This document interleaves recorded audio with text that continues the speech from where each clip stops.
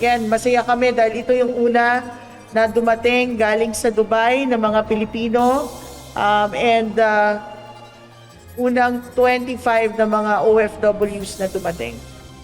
We're very hopeful that there will be next batches of OFWs coming home to us. Umaasa ang Overseas Workers Welfare Administration o OWA na masusundan agad ang pag-uwi ng mga Pilipino mula sa United Arab Emirates ngayong araw.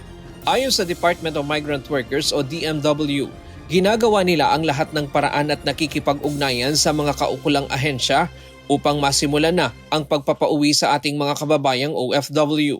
Kasunod ito ng unang batch ng mga Pilipinong na stranded sa Dubai na nakauwi na sa bansa. Bilin anya ng Pangulo na tiyakin ang ligtas na pag-uwi ng ating mga kababayang nag-avail ng repatriation. In due time,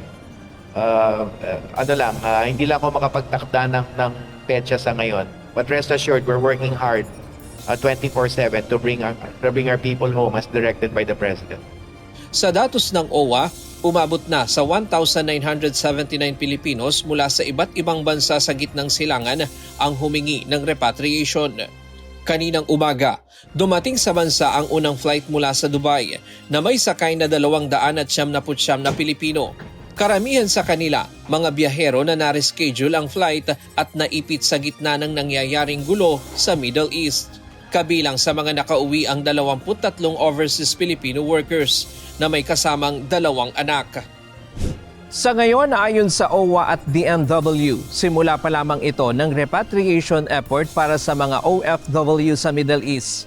Habang patuloy ang monitoring sa sitwasyon sa rehiyon, inaasahang mas marami pang Pilipino ang makakauwi sa bansa sa mga susunod na araw. So this will start the supposed repatriation effort, no, para yung 25 OFWs and their and 2 children, 23 OFWs and 2 children na dumating today will be the start.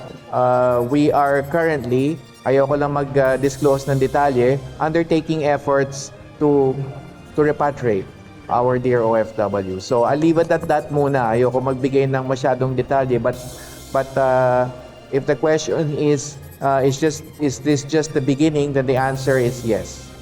Ryan Lacanlale, UNTV News and Rescue. Diyos ang aming sandigan, serbisyo publiko ang aming pinahahalagahan.